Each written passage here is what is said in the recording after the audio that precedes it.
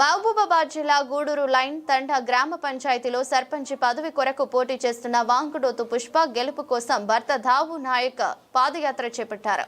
తన భార్యను గెలిపించుకునేందుకు గూడూరు మండలం లైన్ తండా గ్రామ పంచాయతీ నుంచి హైదరాబాద్ పాదయాత్ర చేస్తూ కాజీపేట మండలంలో మీడియాతో మాట్లాడారు.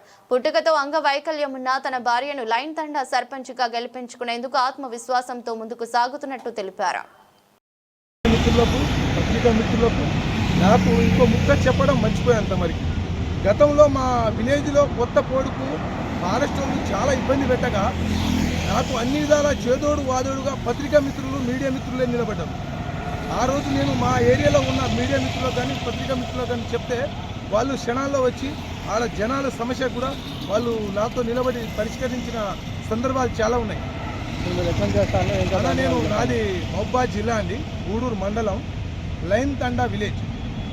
నేను గతంలో ఆడ సర్పంచ్గా కట్టి ఓడిపోయాను. హైదరాబాద్లో సుమారు ఒక 12 సంవత్సరాలు వాచ్మెన్గా పనిచేశాను. తర్వాత నేను ప్రజాసేవ చేయాలనే సంకల్పంతో నాకు వేరే ఉద్దేశం ఏం లేదు. ప్రజలకు అందుబాటులో ఉండి ఏదైనా సేవ చేయాలని అక్కడ మానేసి నేను ఊళ్ళకి వచ్చేది నిలబడడం జరిగింది. అప్పుడు ఒక 50 ఓట్లతో ఓడిపోయాను. ఇప్పుడు లేడీస్ రిజర్వేషన్ అయింది.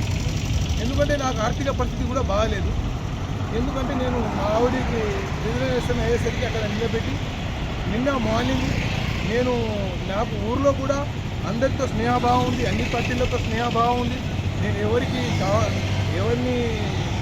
ఎవరితో ఎట్లాంటి కాంట్రవర్సీ లేదు. అందరితో మంచిగా ఉన్నామని అందరితో నేను కలిసి ఉంటా. వాళ్ళు కూడా నన్ను కలిసే చూస్తారు. ఇప్పుడు నేను ప్రయాణించడం ఏంటంటే నేను గూడూరులో నిన్న 6 గంటల నుంచి హైదరాబాద్కి ప్రయాణం అవుతాను. మీరు ఎందుకు చేస్తున్నారని మీరు కూడా అడగవచ్చు. అక్కడ సుమారుగా నాతో పాటు పని చేసిన వాళ్ళు 450 మంది ఉంటారు. నేను ఆర్థిక స్థితి కొంచెం బాగాలేదు. మా ఆవిడకి ఊళ్ళో ప్రచారం చేసుకోమని చెప్పి నేను పాత శివాలయం ఉంటుంది గురువులు, ఆ శివుని నేను భిక్షాటన చేస్తా. నా ఓర్పు ఎంతవరకు ఉంటే అంతవరకు ఓటర్ భిక్షాటన చేస్తానని మొక్కుంటూ ప్రయాణం అయ్యాను. కాజీపేట వరకు అయ్యాను. ఇక నేను హైదరాబాద్ కూడా వెళ్ళగలుగుతాను అనే ధైర్యం నాకుంది. మీలాంటి వాళ్ళు కలవడం కూడా నాకు కొత్త ఉత్తేజాన్ని నింపుతుంది.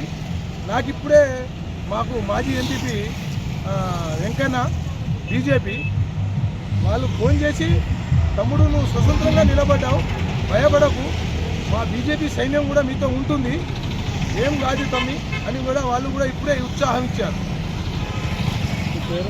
నా పేరు వాంకుడోతు కావు. మా నిలబడ్డ అమ్మాయి పేరు వాంకుడోతు పుష్ప కావునాయ్.